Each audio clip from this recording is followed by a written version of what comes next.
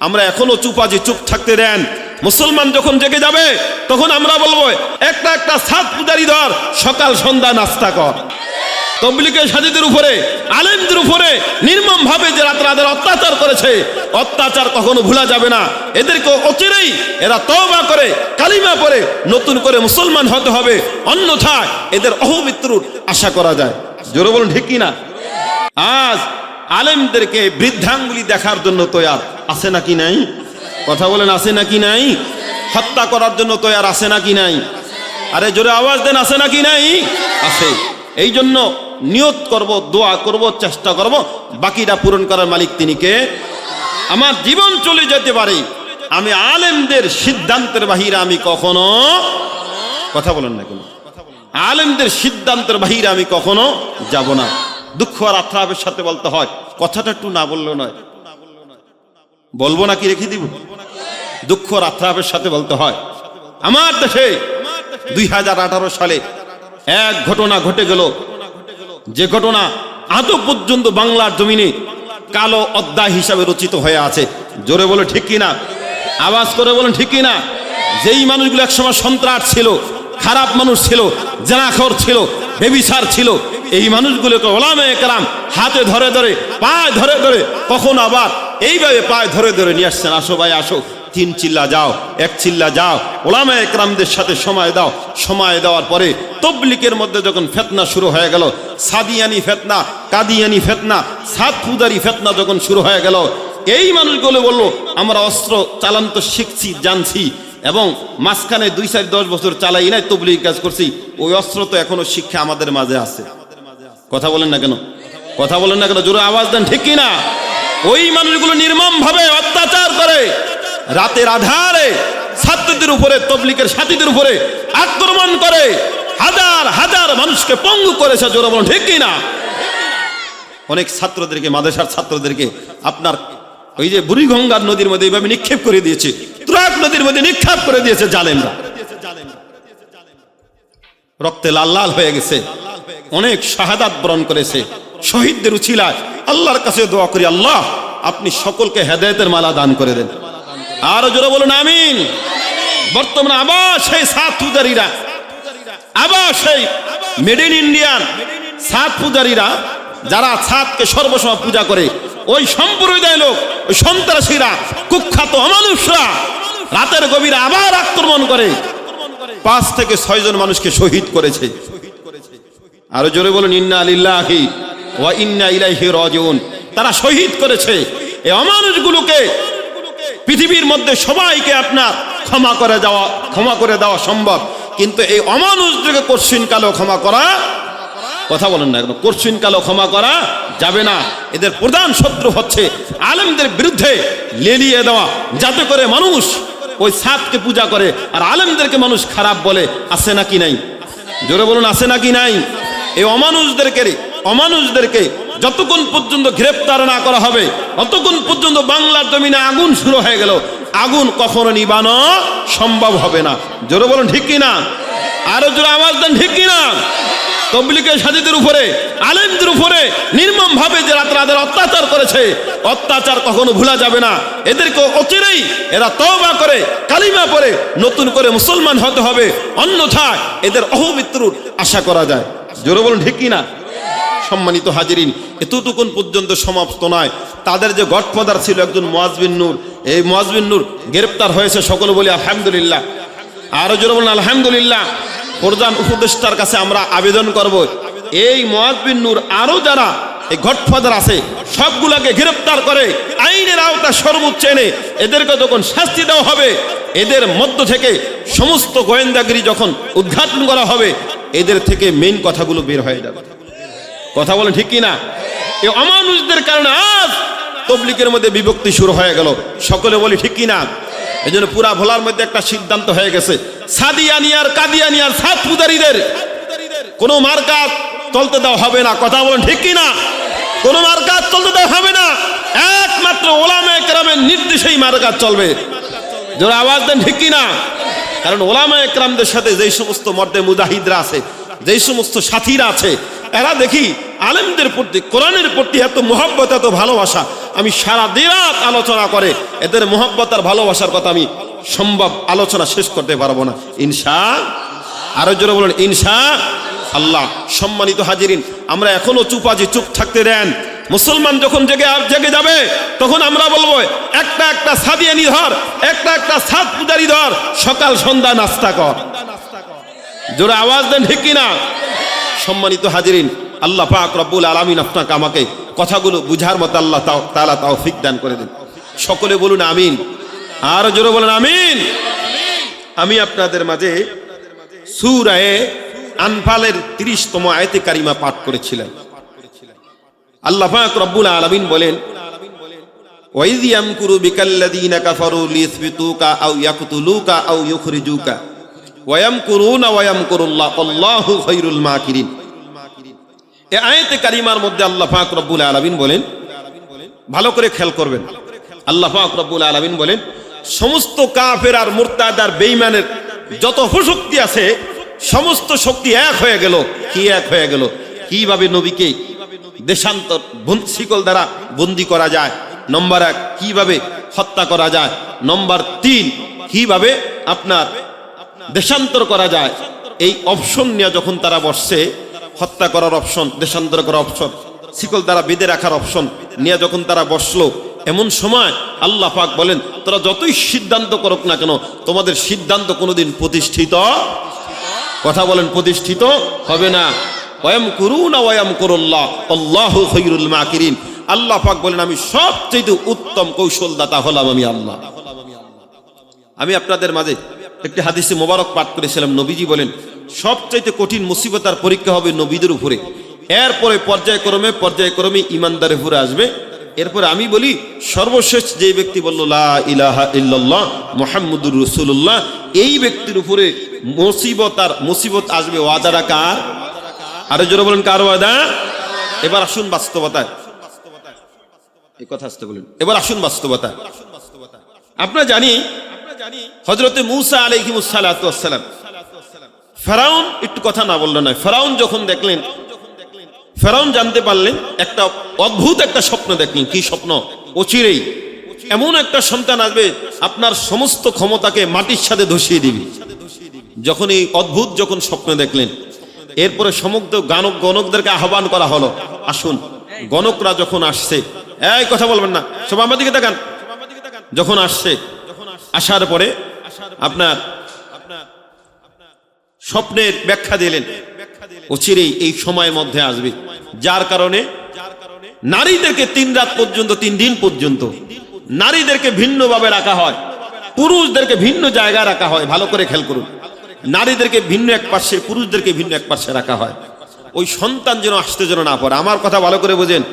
পৃথিবীর সমস্ত শক্তি যদি এক হয়ে, প্ল্যাটফর্ম হয়ে যদি কারো আপনার ক্ষতি করার চেষ্টা করে, আল্লাহ যদি তার পক্ষে থাকে, চুল পরিমাণ ক্ষতি করার কোনো অধিকার নাই। চিৎকার করে বলেন, ঠিক কিনা? আর বাস্তবতার নমুনা আসুন, বসুন, বুঝুন, অনুভব করুন, তারপরে সামনে আগাবেন ইনশাআল্লাহ। সম্মানিত হাজিরিন, নারী আর পুরুষ যখন ভিন্ন ভিন্ন আছে, এমন সময় আল্লাহ পাকের হুকুম, পুরুষের জিম্মাদার ছিলেন মূসা আলাইহিস সালাতু ওয়াস সালামের আম্মা, নারীর আব্বা, নারীদের জিম্মাদার পাহারাদার ছিল মূসা আলাইহিস সালাতু ওয়াস সালামের আম্মাজান মা। এমন সময় আল্লাহ পাকের হুকুম হয়ে গেল, স্বামী স্ত্রী রাতের বেলা মিলন মেলা হয়ে গেল। চিৎকার করে বলি আল্লাহু আকবার। রাতের বেলা যখন মিলন মেলা হয়ে গেল, আর মিলন মেলা হওয়ার মাধ্যমে ওই রাত্রে হযরত মূসা আলাইহিস সালাতু ওয়াস সালাম মায়ের গর্ভে স্থান লাভ করেছে। আরো জোরে বলি সুবহানাল্লাহ। মায়ের গর্ভে যখন স্থান লাভ করেছে, সকালবেলা গণকরা আবার ফেরাউনের দরবারে হাজির হয়ে গেল। আবার সবাই উল্টে বলে বসলো, আর বলল, ফেরাউন, যেই এত চেষ্টা মুজাহাদা করলাম, এত কিছু করলাম না কেন? ও ফেরাউন, তোমার শত্রু আজ রাত মায়ের গর্ভে স্থান লাভ করেছে। জোরে বলি সুবহানাল্লাহ। ফেরাউনের মাথা বড় গরম হয়ে গেছে। কি করা যায়? সাদ বড় গরম হয়ে গেল। কি করা যায়? এখন থেকে আবার এলান শুরু হয়ে গেল, আজ থেকে যত ছেলে দুনিয়ার জমিনে আসবে সমস্ত ছেলেগুলোকে দুনিয়ার জমিন থেকে বিদায় করে দাও। জোরে বলি নাউজুবিল্লাহ। কখন বিদায় করা হয়, কখন বিদায় করা হয়? আম্মা জান, এইভাবে গর্ভধারণী মারে দ্বারা করা, নিচের মধ্যে কূপ বা ইন্দ্রা বানায়া, এইভাবে দাত্রীরা জল্লাদরা যখন ধরে, আর যখন মেয়ে হয় তাকে রাখে, আর যখন ছেলে হয় মায়ের সামনে তাকে ছুরি দ্বারা আঘাত কইরা কইরা এরপরে তাকে দুনিয়ার জমিন থেকে বিদায় করে দেয়। ইন্না লিল্লাহি ওয়া ইন্না ইলাইহি রাজিউন। একটা মা জীবনে কোনোদিন সহ্য করার মতো না, কারণ মা জানে একটা সন্তান আসতে গিয়া কতগুলো রোগ ছিন্ন বিচ্ছিন্ন করিয়া দুনিয়ার জমিনে আগমন করছে, একটা মা ভালো করে জানে।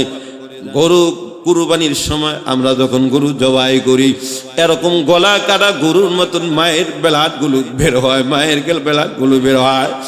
এরপরে সন্তানের দিকে যখন তাকায়, দীর্ঘ 10 দিনের কষ্ট একসাথে এক মুহূর্তের মধ্যে আমার আল্লাহ আমাকে ভুলিয়ে দেয়।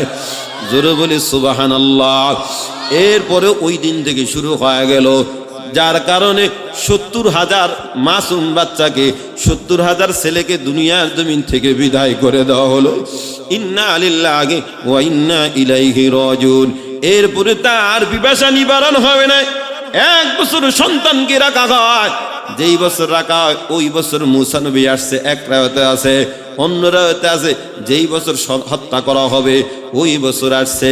ও নবীর উম্মত যখন সন্তান মায়ের গর্ভে স্থান লাভ করেছে, এমন সময় নাফরমানের চিন্তা আর টেনশন আর ফিকির বেড়ে গেল। আল্লাহ পাক বলেন, ও মুসার মা, ভয়ের কোনো কারণ নাই। আল্লাহ তাখাফি ওয়ালা তাহজানি, ভয় নাই, পেরেশানি নাই। আমি আল্লাহ আপনার কুলের মধ্যে, আমি আল্লাহ আপনার সন্তানকে ফেরত দান করবো। জোরে বলি সুবহানাল্লাহ। ফেরত দান করবেন তিনি কে? আর জোরে বলুন কে? ইনশাআল্লাহ। আল্লাহ পাক রব্বুল আলামিন বলেন, ওয়াইদ নাজ্জাইনাকুম মিন আলি ফিরআউনা ইয়াসুমুনাকুম সুআল আযাব ইউযাব্বিহুনা আবনাআকুম ওয়া ইস্তাহয়ুনা নিসাআকুম ওয়া ফি যালিকুম বালাউম মির রাব্বিকুম আযীম। ওই কাফের বেঈমান ফিরআউন সমস্ত ছেলেদেরকে দুনিয়ার জমিন থেকে বিদায় করে দেওয়া হলো। তার একটা মনের আশা আকাঙ্ক্ষা, তার একটা মনের আশা হলো তার ওই যে শত্রু দুনিয়ার জমিনে আগমন যেন না করে। আর ওই বেঈমান জানে না, যারে আমার আল্লাহ দুনিয়াতে পাঠাবে তাকে কেউ নিষিদ্ধ করতে পারে না। জোরে বলে ঠিক কিনা? তাকে কেউ নিষিদ্ধ করতে পারে না। ও নবীর উম্মত, মায়ের গর্ভে যখন স্থান লাভ করেছে, এমন সময় ফিরআউনের মাথার গরম হয়ে গেল। কি করা যায়, কি করা যায়, কি করা যায়? হাঁটি হাঁটি পা পা করিয়া মূসা আলাইহিস সালাতু ওয়াস সালাম মায়ের গর্ভে বড় যখন হচ্ছেন, এমন সময় মূসা আলাইহিস সালাতু ওয়াস সালাম, আব্বার নাম ছিল ইমরান, মার নাম ছিল ইউকাবাদ। দুজনের চিন্তা আর টেনশন আর পেরেশানি যখন বেড়ে গেল, এমন সময় আমার আল্লাহ পাক রব্বুল আলামিন জানে দেয়, ভয় নাই, ভয়ের কোনো কারণ নাই।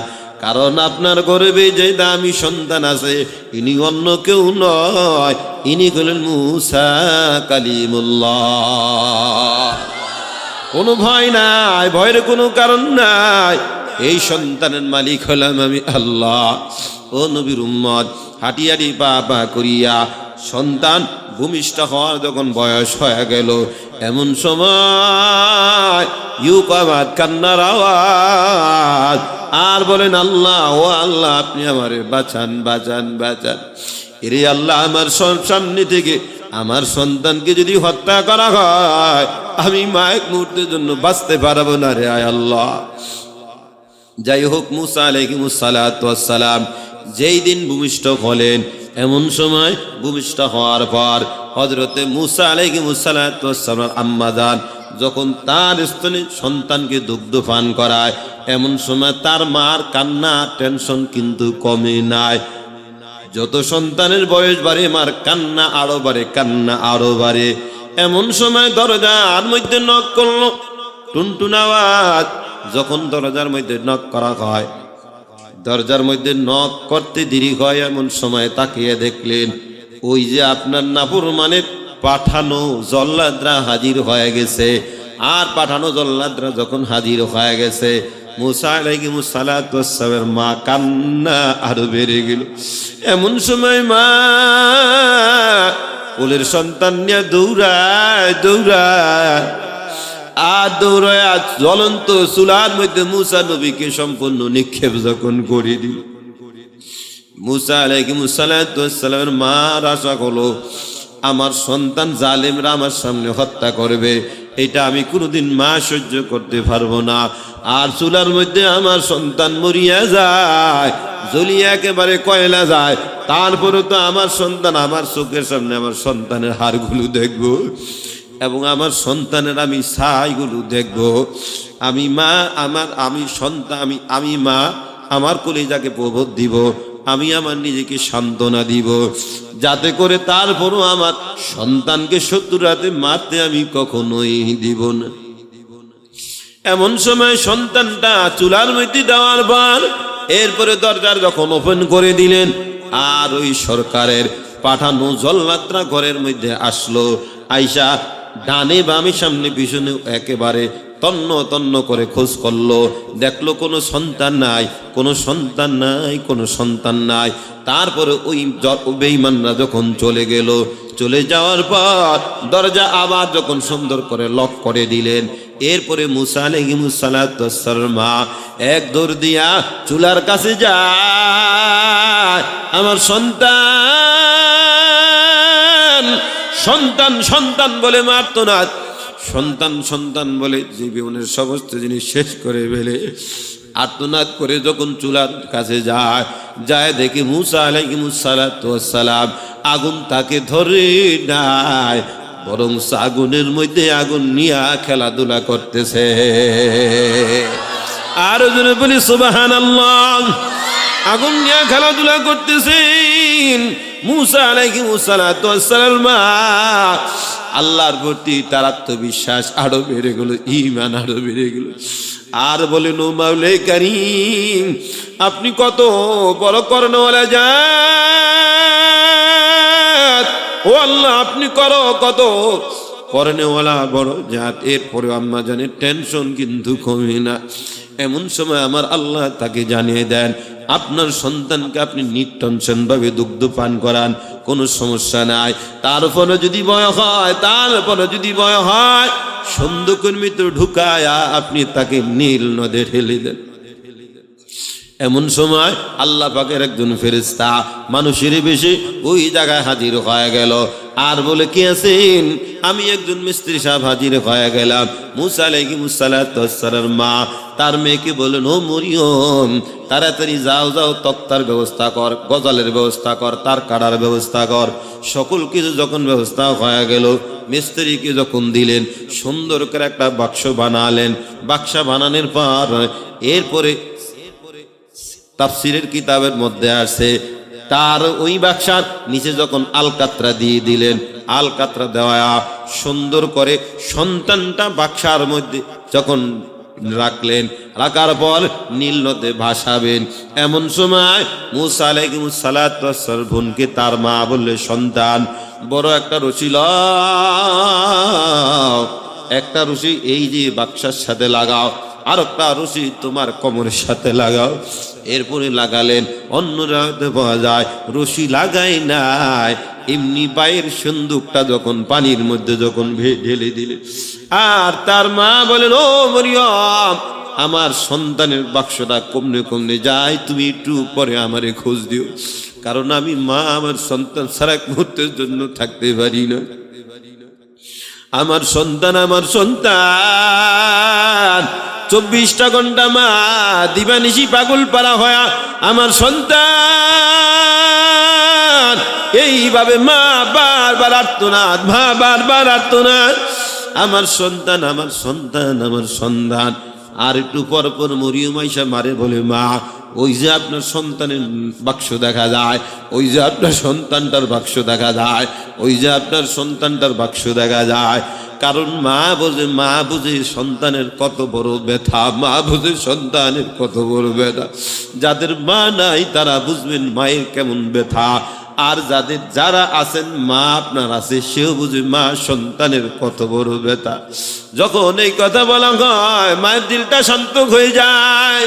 এমন সময় মুসা আলাইহিস সালাতু ওয়াস সালামের সিন্দুকটা যখন ওই যে আপনার ভাসতে আসিয়া এবং ফেরাউন নীল নদীর কাছে একটা আপনার সমুদ্র সৈকত বানালো, ওই জায়গায় আমোদ প্রমোদ করতে যেতেন। ওখানে যখন যায় এমন সময় দামি একটা সন্দুক যখন দেখতে পায়, লোক মারফতে যখন আনলেন, আনার পরে ওইটা সুন্দর করে খুললেন, বাক্সাটা খুললেন, দেখলেন এত সুন্দর ফুটন্ত গোলাপ, এত সুন্দর জান্নাতি চেহারাওয়ালা বাচ্চা জীবনে আর কখনো দেখে নাই। যখন দেখা তারা পাগল পাড়া হয়ে গেল, আসিয়া বড় পাগল পাড়া হয়ে গেল। ঈমানের সাথে নবীর সাথে মেহনত নবীর দিকে তাকালেন, মুহাব্বতের সাথে নবীর দিকে তাকালেন, ভালোবাসার সাথে নবীর দিকে তাকালেন। এই জন্য আমার আপনার নবী জানিয়ে দেয়, আসিয়া যেইভাবে মায়ার নজরে প্যারার মুহাব্বত করিয়া ভালোবাসার নজরে মুসা নবীর দিকে যেমন তাকায়, ফেরাউন যদি এইভাবে তাকাতো তাহলে আমার আল্লাহ ওই দিন তার মালাক ঈমানের মতো মহাদৌলত দান করে দিত। আরো জোরে বলি সুবহানাল্লাহ। ঈমানের মতন দৌলত আমার আল্লাহ তারও দিতেন, কিন্তু ফেরাউন তাকায় নাই। তারপরে ফেরাউন বলে, ও সেই তো আমার শত্রু হবে। আসিয়া বলে, না না, এই সন্তান কোনোদিন শত্রু হবে না। আসিয়া বলে, স্বামী আমার সন্তান নাই, তোমারও সন্তান নাই, এই জন্য আমার আল্লাহ আমাদেরকে দয়া করে মায়া করে এমন একটা জান্নাতি ফুটন্ত গোলাপ আল্লাহ আমাদেরকে দান করেছে। নিজেদের মতন আমরা এর রিসিপশন করে নেই, নিজেদের মতন রিসিপশন করে নিলেন। তারপরে শয়তানের কাজ হলো শয়তানি করা। এরপরে ফেরাউন বুঝলো না, তাকে আবার পরে বুঝানোর পরে যখন সহজে বুঝলেন, বুঝার পর বললেন, তাহলে আমার সন্তানকে এখন দুগ্ধ পান করাতে হবে। জোরে বলি সুবহানাল্লাহ। সন্তানকে দুগ্ধ পান করাতে হবে। ফেরাউন লোক মারফতে এলান দিয়ে দিল, কে পারবে আমার সন্তানকে দুগ্ধ পান করাবার জন্য? যখন এলান হয়ে গেল, হাজার হাজার মহিলারা এই জায়গায় উপস্থিত হয়ে গেল, হাজার হাজার দুগ্ধ পান করানোওয়ালা নারী উপস্থিত হয়ে গেল। সবার কোলে দেয় দুগ্ধ পান করানোর জন্য, দুগ্ধ খাওয়ানোর জন্য, কিন্তু কারো দুধ পয়গাম্বর মুখের মধ্যে নেই না। ফেরাউন যখন পাগল পাড়া হয়ে গেল, কি করে আমার সন্তানকে দুগ্ধ পান করানো যায়? এরপরে যখন আবার এলান হয়ে গেল, এমন সময় মুসা আলাইহিস সালাতু ওয়াস সালামের বোন মরিয়ম ওই জায়গায় সকল কিছু দেখতেছেন, সকল কিছু পর্যবেক্ষণ যখন করতেছেন, এমন সময় মরিয়ম বললে, আমার জানা মতে ওই জায়গায় একজন মহিলা আছে, তার দুধ এই সন্তান পান করতে পারে, কোনো সমস্যা নাই। যখন এই কথা বললেন, আর তাকে সাংবাদিক ধরে ফেললো, ও মরিয়ম বল ওই মহিলার সাথে এই সন্তানের সম্পর্কে তাড়াতাড়ি বল। যখন তাকে ধরে ফেললো, মরিয়ম কথাটা একটু ডানে বামে ঘুরিয়ে দিলেন। মরিয়ম বললেন, না না, আমার জানা মতো ওখানে একজন মহিলা আছে, তার দুধ এই বাচ্চা পান করলেও করতে পারে, আবার নাও করতে পারে। জোরে বলি ঠিক কি না? সময় মতন কথাটা একটু কথা বলেন না কেন, সময় মতন কথাটা একটু ঘুরিয়ে দিন। যখন এই কথা বলার পর মরিয়ম মার কাছে দূর দেয় আর বলে, আম্মা জান চলেন চলেন চলেন, আল্লাহ আমাদের মনে অবস্থা ভালো করে দিবে। যখন এই কথা বললেন, মা বড় পাগল হয়ে গেল, অস্থির হয়ে গেল সন্তানের জন্য। এরপরে মা সন্তানকে দুগ্ধ পান করানোর জন্য যখন চলে আসছেন, এমন সময় মরিয়মের মায়ের কাছে মুসা আলাইহিস সালাতু ওয়াস সালামকে যখন দেওয়া হয়, দীর্ঘ সময় দুগ্ধ পান না করার কারণে আমার নবী বড় ক্লান্ত হয়ে গেছে।